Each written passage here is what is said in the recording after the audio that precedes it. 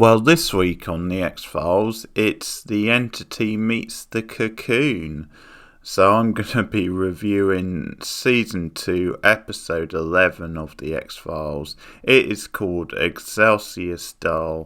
So, well, full spoilers from the start of the review, but not too much spoiled, to be honest. This one aired on the 16th of December 1994, and it got about an 8.9 million draw in the rating, in the Nelson's rating, so a split of the audience that night. Pretty low in some ways, considering the standard of the ratings the show had been drawing, and it's a really forgettable episode, a really sort of iffy and naff episode for the most part. Rewatching it last night, it did very little for me, I have to say.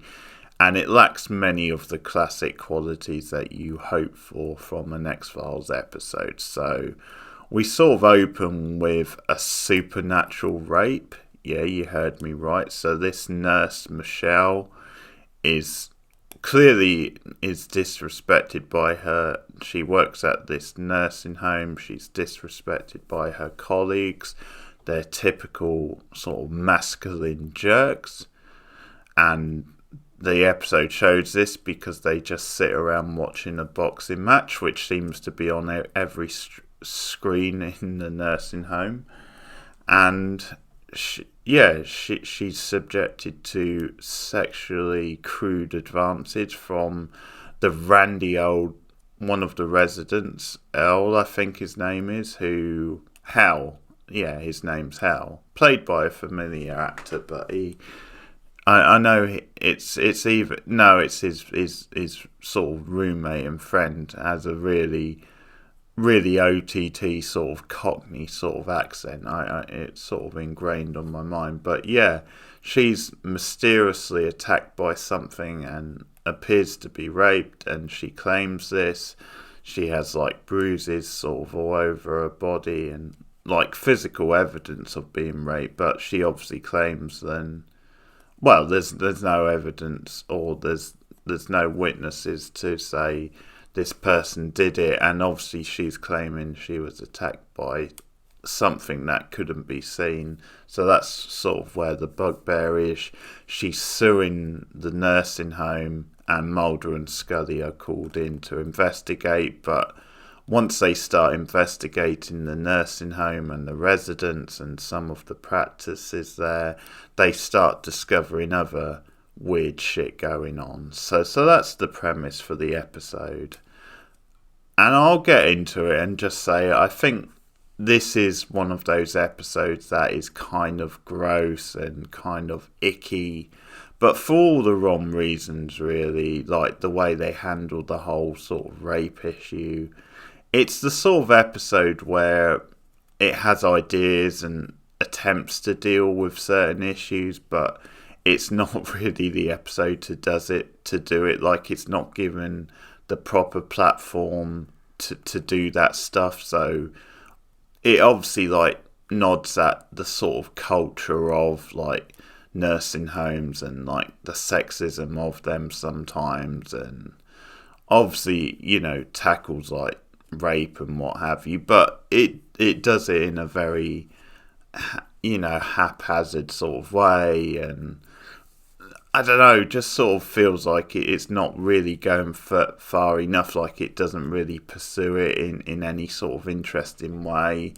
And this episode, by the end, there's a lot going on, so I think it sort of gets a bit lost in the shuffle, but and the point is, it wasn't really the episode to do it. Like, it doesn't really do that sort of theme justice. And I think it's just hard to watch, really, in an X-Files episode. And it's just made worse by the fact that they don't really deal with it in a satisfying way.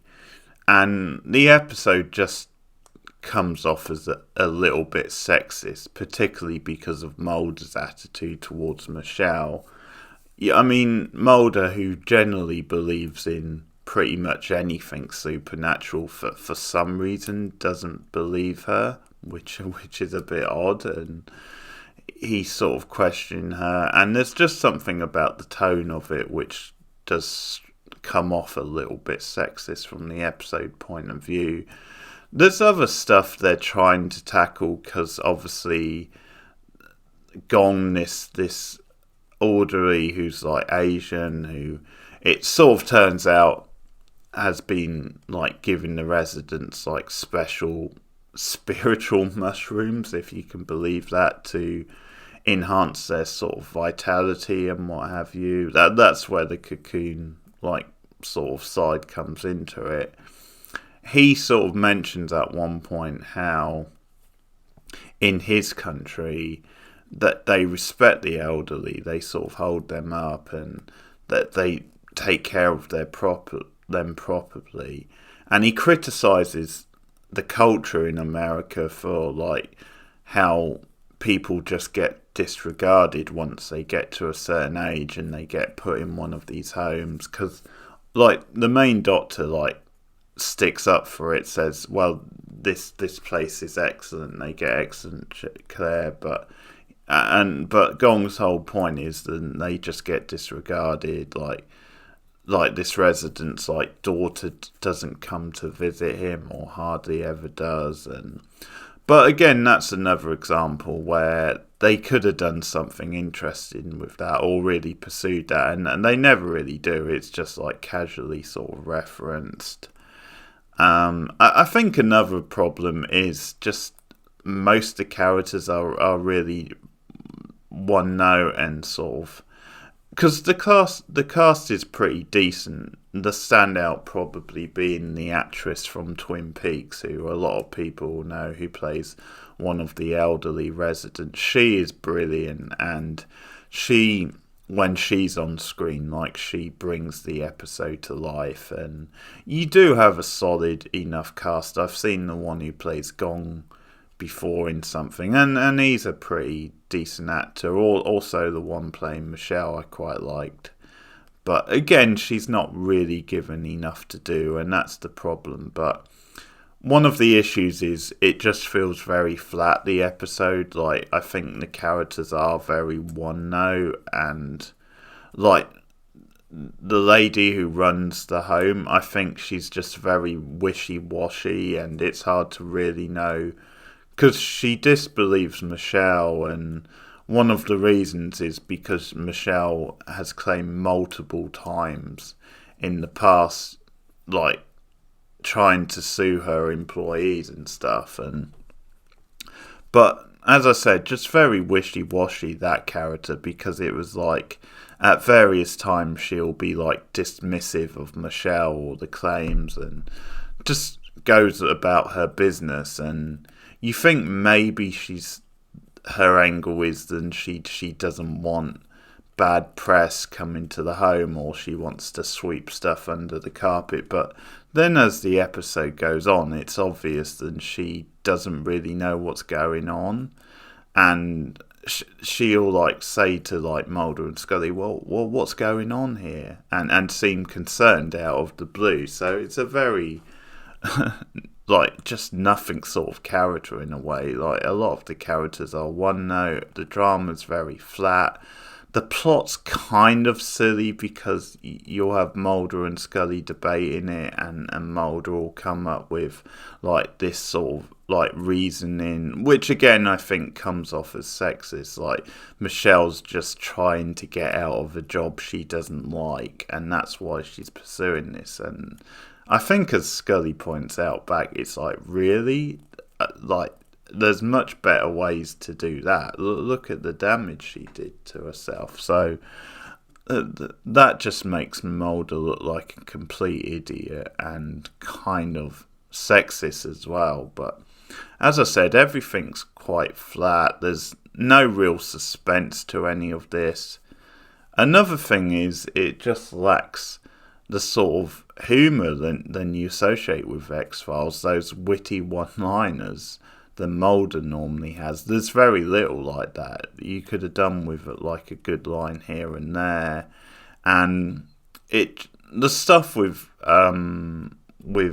the guy and his like spiritual garden. I mean that's because he's Asian. That's like a bit of a cultural stereotype as well. But it's like, really, they went there, and it's just, for me, it's just a bit like cheesy and silly. It doesn't really work for me, and the end of the episode is like a bit overblown and confusing. Like, you get all these different things happening, and it just doesn't feel satisfying. And the worst thing of all is it just doesn't feel that interesting to watch as an episode. It feels very flat.